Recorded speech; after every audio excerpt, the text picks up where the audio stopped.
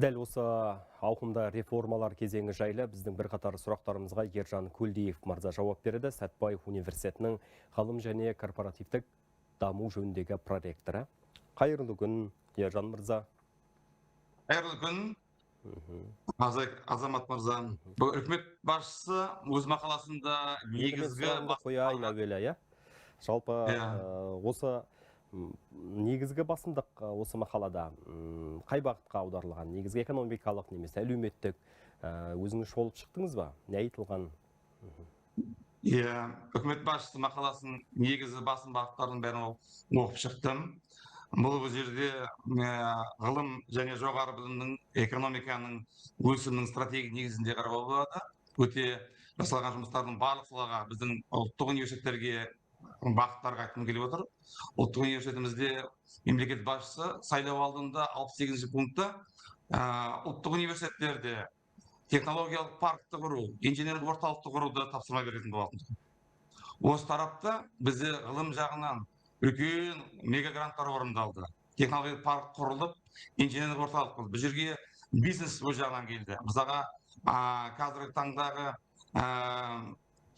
Казатомпром, Қазмұнайгаз, Қазақмыс, ERG компаниялары осы бірлескен инженерлік орталықты құруға жасады. Қазминералс. Қазір мысалға осы алынған құрал жабдықтың арқасында, егерде бұрын біз қолмен оқытатын болсақ, қазіргі таңда әлемде жоқ, аналығы жоқ оборудованияларды алып, нұсқаларды қазіргі таңда ғылыми жобасы істеді. Қазір егерде бұрын біздің ұлттық және транспорттық компаниялар шетелге ғылыми жобаларға жұмсайтын болса, енді анализ жасалатын болса, қазір бізге университетке келіп жатыр. Біздің алынған оборудованиялардың өзінің бағаларын олар өзі құнды өтеді деп айтуға болады. Қазақмыс, ERG өзге біздің оборудованияларымызға тапсырмасын берді деп айтқымыз келеді. Ал егер технологиялық паркқа келетін болсақ, технопарктар біз уже жаңадан университет бойынша 40-қа жуық спин-офф компания құрдық. Ол не дегенім сөз деген не? Жаңа жұмыс орындарын ашу. Және өзіміздің Қазақстанның өзінің технологиясын өндіріске енгізіп, және сатылымға шығару.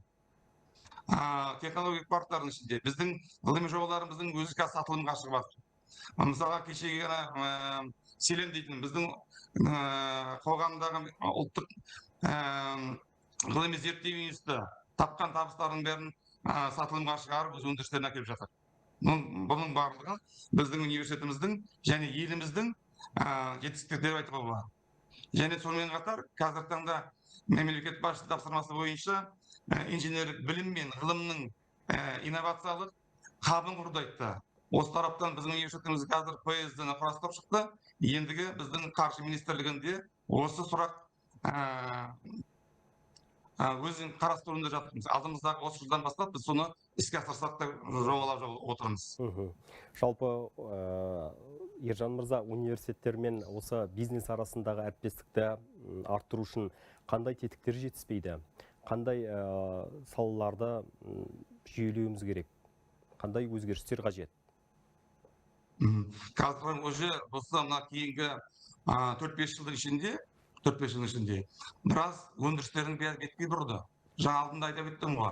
Мына ұлттық компаниялардың біздің университетімізде 40-тан жуық кафедралардың филиалдары сол өндірісте ашылып отыр.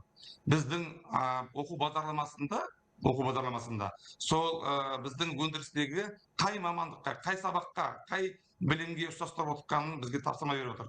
Біздің оқу бағдарламаларымыз, яғни өндіріске икемделіп, соған жасалып отыр. Және де қазіргі біздің ғылыми жобалардың барлығында 10%-тен 30%-ға дейін қаржы бөлініп отыр. Және оның біз бірге жұмыс істеп отырмыз. Яғни біздің мемлекетімізде қазір 10-нан астам хакатон өтті. Яғни өндірісте шешілмей тұрған сұрақтардың барлығын хакатонға айтылады. Сол жердегі мемлекетіміздегі еліміздегі ұлттық университеттер, ғылыми зерттеу институттары, ғылыми жобалардың барлығы сол жерге, сол шешімге ұттастырып хакатонға қатысып отыр. Сол хакатонның шешімінде ғылыми бағдарламалық нысаналардың жобасына қатысып, сол жерде шешімге қандай шешім қолдану керек, соны қаржы бөлу жасап жатырмыз. Біз енді осы өткен жылы Қазмұнайгаз компаниясына, оның шешу жолдарына Маңғыстауға еліне су тапшылығына байланысты біз ғылыми жобалар ұсынып отырмыз. Қазақмыстың қазіргі таңда жаңа өнімдерін тауып отырмыз. Біздің ержидің бірінші өнімнен кейін қалдық өнімдерді оны қайыққа жібердіміз. Біз шикізат есебінде қытайға жіберіп жатырмыз. Соны Қазақстанда өзіміз өңдеп, солдан қосымша сирек және сирекке өте сирек металлдарды алуға ұсыныстарын белгілеп отырмыз. Және Казцинктің қазіргі таңда өздерінің қандай проблемасын айтып отыр. Жаңағы пештері, оның жаңа технологияға көшуіне, осыған біз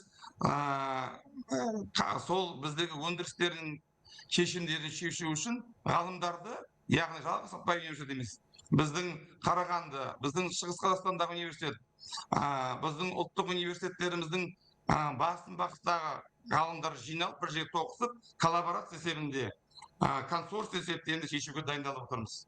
Енді ол кейбір мекемелер, ұлттық компаниялар бар, енді ғылыми қаржыларды өз тарапында қалдыруға. Солардың барлығы осындай басқа ұлттық компаниялардан жаңағы үлгі алып, ғылымға бұрыс білдіріп, біздің Қазақстанның ғалымдарын осы шешу жолдарын тапсырған деп айтамыз. Ержан мырза, сұхбат бергеніңізге, уақыт бөлгеніңізге алғысымызды білдіреміз. Біз әрмен қарай рұқсат болса хабарымызға ойысайық.